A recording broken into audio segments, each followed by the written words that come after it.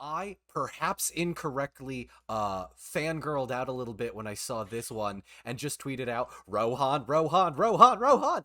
Now, I don't actually know when Rohan was founded. That's an obscure fact I don't know. So, New, I'm going to come to you first, and then Glam, I'll go to you on this because I Not know till you're. later. Yeah. Is it's All not right. it's not till later?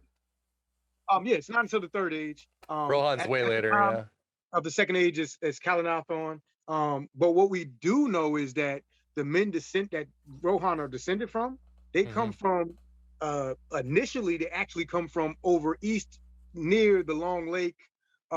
There's a whole bunch of group of people there that are settled there, and actually the hobbits, a bunch of people actually commingled there, and then they come east. They settle in the Vales of Anduin, the Barding. All these people mixed. Then they eventually become the men that follow Aeol the Young. They Mhm. probably all loved horses. Remember in the Silmarillion, so when Mathros is freed by Fingon, not only did he pass the kingship over, but he That's gave right. horses. He gave horses that they brought over from Valinor. I forgot To, about that fact that yeah, he he gifted gave those horses in horses recompense.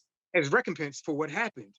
These horses get passed down to some of the men, some of the Edine. They end up keeping them, moving over west. Eventually, this is where Shadowfax is descended from these horses who are horses Yeah. from Right. Valinor. That's why that's the importance of the Maris. So these horses are kept by these men, and I think that's why the pommel has a horse head on it, because they love the horses. They're all grassy areas where they're from, where horses would be, and then they eventually come down later on in the third age. They help Gondor fight the Wayne Riders, and for helping them fight the Wayne Riders, and they literally save Gondor from being destroyed. So they get gifted the land of Kalanathon, which is now modern day Rohan, which I say modern day, but which is Rohan in the third age. Third age, yeah.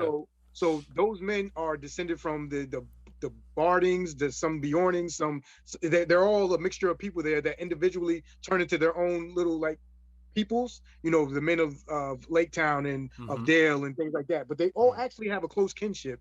But those men all loved horses. So I think they're going to play on that and give us a little back history there. I think that's where they're going with that.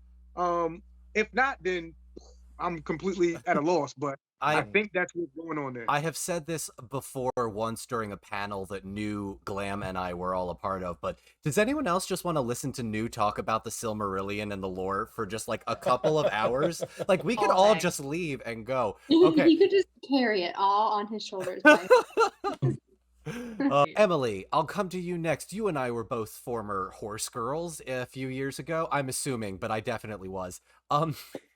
You were not. You were not at all. You didn't go to horse riding camp when you were a kid. Just me. No. I have admitted I guess something. it's just you. Well, have fun on the stream, guys. I'm gonna see myself out. TIL.